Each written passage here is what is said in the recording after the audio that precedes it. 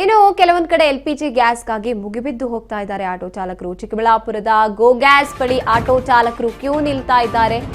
ಬೆಳಗ್ಗೆಯಿಂದಲೇ ಕ್ಯೂನಲ್ಲಿ ಆಟೋ ಚಾಲಕರು ನಿಂತಿರುವಂತದ್ದು. LPG gas ಅಭಾವ ಮುಂದುವರಿತಲೇ ಇದೆ. ಚಿಕ್ಕಬಳ್ಳಾಪುರದ ಗೋ ಗ್ಯಾಸ್ ಬಳಿ ಆಟೋ ಚಾಲಕರು ಕ್ಯೂ ನಿಂತಿರುವಂತದನ್ನ ನಾವು ನೋಡಬಹುದಾಗಿದೆ. ಬೆಳಗ್ಗೆಯಿಂದಲೇ ಆಟೋ ಚಾಲಕರು ಪ್ರತಿನಿತ್ಯದಂತೆ ಬಂದು ಅಲ್ಲಿ ಕಾಯ್ಕೊಂಡು ಕೂತಿರ್ತಾರೆ. ಪ್ಯಾಸೆಂಜರ್ ಸಮೇತವೇ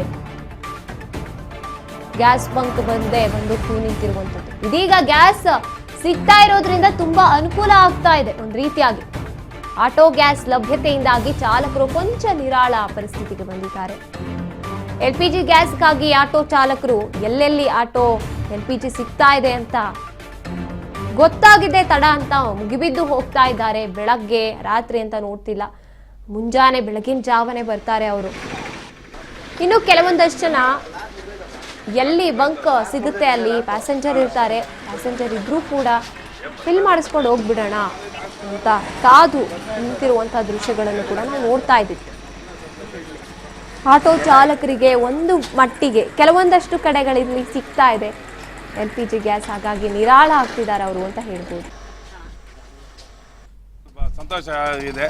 ಈ ನಡುವೆಲ್ಲ ಸತ್ತು ಸುಣ್ಣ ಬಿಟ್ಟಿದ್ರು. ನಾವು ಏನಂದ್ರೆ ನಮಗೆ ಏನು ಮಾಡ್ಬೇಕಂತ ನಮ್ಗೆ ಗೊತ್ತಾಗಲಿಲ್ಲ. ಇವಾಗ ಆಟೋದಲ್ಲಿ ಸಂಪಾದನೆ ಮಾಡಬೇಕು, ನಾವು ಸಂಘಗಳು ಎತ್ಕೊಂಡಿದ್ರೆ, ಫೈನಾನ್ಸ್ಗೆ ಎತ್ಕೊಂಡಿದ್ರೆ ಕಟ್ಟಬೇಕು, ಜೀವನ ನಡೆಯೋದು ನಮಗೆ ಭಾಳ ತೊಂದರೆ ಆಗಿತ್ತು. ಈಗ ಏನಂದರೆ ಸ್ವಲ್ಪ ಇಲ್ಲಿಗೆ ಬಂದಿದೆ, ನಮ್ಗೆ ಸ್ವಲ್ಪ ರೊಟೇಷನ್ ಆಗಿದೆ. ಸ್ವಲ್ಪ ಇದೇ ಇಲ್ಲಾಂದರೆ ನಾವು ದೊಡ್ಡಬಳ್ಳಾಪುರ ಹೋಗ್ಬೇಕಾಯ್ತು, ಚಿಂತಾಮಣಿಗೆ ಹೋಗ್ಬೇಕಾಯ್ತು, ಜಂಗಮಪೇಟೆ ಹೋಗ್ಬೇಕಾಯ್ತು. ಅಲ್ಲೋಗಿ ಬರೋದೇ ನಮಗೆ ಏನಿಲ್ಲ ಅಂದ್ರೂ ಒಂದು 6-7 ಲೀಟ್ರ್ ಅಲ್ಲೇ ಹೊರಟಾಗೋದು. ಇನ್ನು ಪ್ಯಾಸೆಂಜರ್ ಹತ್ರ ನಾವು ಜಾಸ್ತಿ ಕೇಳೋಂಗಿಲ್ಲ, ಯಾಕಂದ್ರೆ ಅವ್ರ ಮೇಲೆ ಹೊರೆ ಹೊತ್ತಿಸಿದ್ರೆ ನಮ್ಗೆ ಸ್ವಲ್ಪ ಸಮಸ್ಯೆ ಆಗುತ್ತೆ. ಅದೆಲ್ಲ ತಿಳ್ಕೊಂಡು ನಮಗೆ ಏನು ಬೇಕೋ ನಮ್ಗೆ ತಗ್ಗಟ್ಟಾಗಿ ಕೊಡ್ತಾಯಿದ್ದಾರೆ. ಏನು ಕಾಸು ಏನು ಸಮಸ್ಯೆ ಏನಿಲ್ಲ ನಮಗೆ. ಅದ್ರ ಬಗ್ಗೆ ಎಲ್ಲ ಇದೆ. ನಮ್ಗೆ ಇವಾಗ ಇಲ್ಲಿ ಬಂದಿರೋಂಗೆ ನಮ್ಗೆ ಭಾಳ ಸಂತೋಷ ಆಗಿದೆ. ಇದ್ರ ಬಗ್ಗೆ ಸ್ವಲ್ಪ ಇನ್ನೂ ಸ್ವಲ್ಪ ಅದೇ ಇಲ್ಲಿ ಆಗೋದ್ರೆ ತಿರ್ಗಿ ಸಮಸ್ಯೆ ಆಗುತ್ತೆ, ನಮಗೆ ಸಮಸ್ಯೆ ಆಗುತ್ತೆ. ಅದರಿಂದ ಹೇಳಿದ್ರಿ ನಾವು ತರಿಸ್ರಪ್ಪ ಹಾಗೆ ಇನ್ನೂ ಸ್ವಲ್ಪ ಇದ್ದಂಗೆ ಲೋಡ್ ತರಿಸ್ಕೊಳ್ರಿ, ಯಾರು ನಮ್ಮ ಚಾಲಕರಿಗೆ ತೊಂದರೆ ಕೊಡಬೇಡ್ರಿ. ಯಾಕಂದರೆ ಇದ್ರನ್ನೇ ನಂಬ್ಕೊಂಡು ನಾವು ಜೀವನ ಮಾಡೋದೈತೆ. ಬೇರೆ ಬಿಸ್ನೆಸ್ ಅದು ಇದ್ದಿದ್ರೆ ಬಿಡಪ್ಪ ಇದಿಲ್ಲ ಅಂದ್ರೆ ಇನ್ನೊಂದು ಮಾಡೋಣ ಅನ್ಬೋದು. ನಮ್ಗೆ ಬೇರೆ ವೃತ್ತಿ ಬರೋಲ್ಲ. ಈ ಆಟೋ 3 ಚಕ್ರನ ಓಡಿಸ್ಬೇಕು, ನಾವು ಫ್ಯಾಮ್ಲಿ ಎಲ್ಲ ಇದರಲ್ಲೇ, ಮಕ್ಕಳನ್ನ ಓದಿಸ್ಬೇಕು, ಬಾಡಿಗೆ ಮನೆ ದುಡ್ಡು ಕಟ್ಟಬೇಕು, ಎಲ್ಲ ಇದರಲ್ಲೇ ನಾವು ಮಾಡ್ಕೊಳ್ಬೇಕು. ಅದಕ್ಕೆ ಈ ಥರ ಇದೆ. ನಮಗೆ ಭಾಳ ತೊಂದರೆ ಆಯಿತು ಬಿಡಿ. ಒಂದು 10 ಡೇಸಿಂದ ನಾವು ನರ್ಕಂದು ಬಯಸ್ಬಿಟ್ಟಿದ್ರಿ. ಸ್ವಲ್ಪ ಸಂತೋಷ ಆಗಿದೆ. ಈ ನಡುವೆಲ್ಲ ಸತ್ತು ಸುಣ್ಣ ಬಿಟ್ಟಿದ್ರು. ನಾವು ಏನಂದರೆ ನಮಗೆ ಏನು ಮಾಡ್ಬೇಕಂತ ನಮ್ಗೆ ಗೊತ್ತಾಗಲಿಲ್ಲ.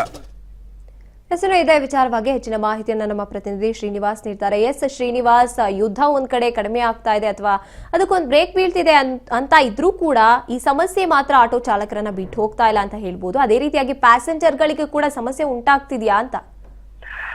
ಖಂಡಿತ ಗಾಯಸಿ, ಏನೊಂದು ಯುದ್ಧದ ಎಫೆಕ್ಟ್ ಇಂದ ಆಟೋ ಚಾಲಕರ ಒಂದಷ್ಟು ಜೀವ ಈಗ ಎದ್ದು ಬಂದಂಗಾಗಿದೆ. ಯಾಕಂದ್ರೆ ಇವತ್ತು ಸಹ ಒಂದು LPG ಗ್ಯಾಸ್ ಇಂದ ಇವತ್ತೇನು ಆಟೋಗಳಿಗೆ ತುಂಬಿಸಿಕೊಂಡು ಒಂದಷ್ಟು ಚಾಲಕರು ಸಹ ಇವತ್ತು ಪ್ರಯಾಣ ಮಾಡುತ್ತಿರುವಂತದ್ದು.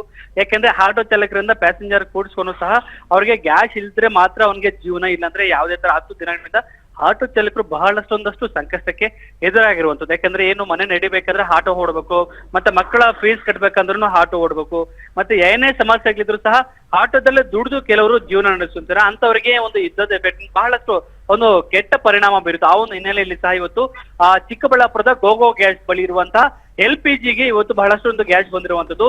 ಇನ್ನೇನು ಬೆಳಗ್ಗೆಯಿಂದನೂ ಸಹ ಒಂದು ಆಟೋ ಚಾಲಕರು ಒಂದು ಕ್ಯೂ ಸರದಿಯಲ್ಲಿ ಬಂದು ಗ್ಯಾಸ್ ತಮ್ಮ ಆಟೋಗಳಿಗೆ ಗ್ಯಾಸ್ ತುಂಬಿಸಿಕೊಂಡಿರುವಂತದ್ದು.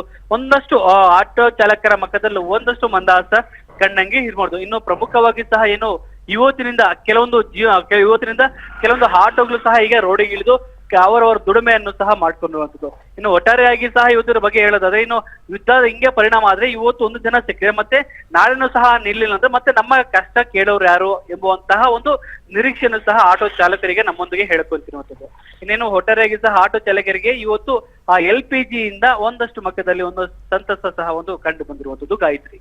ಎಸ್, ಧನ್ಯವಾದ ಶ್ರೀನಿವಾಸ್ ನಿಮ್ಮೆಲ್ಲ ಮಾಹಿತಿಗಾಗಿ. ಎಸ್, ನಾವು ನೋಡ್ತಾ ಇದೀವಿ ಆಟೋ ಚಾಲಕರ ಸಮಸ್ಯೆ ಇನ್ನೂ ಕೂಡ ಪರಿಹಾರ ಆಗ್ತಾ ಇಲ್ಲ. ಯುದ್ಧಕ್ಕೆ ಬ್ರೇಕ್ ಬಂದಿದ್ರೂ ಕೂಡ ಆಟೋ ಚಾಲಕರು ಮಾತ್ರ ತಮ್ಮ ಕಷ್ಟವನ್ನು ಅನುಭವಿಸ್ತಲೇ ಇದ್ದಾರೆ. ಪ್ರತಿನಿತ್ಯ ಕ್ಯೂ ನಿಲ್ಲುವಂಥದ್ದು, ಬೆಳಗ್ಗೆ ರಾತ್ರಿ ಅಂತಲೂ ನೋಡದೆ ಇದು ಮುಂದುವರಿತಾನೆ ಇದೆ ಅಂತ ಹೇಳ್ಬೋದು.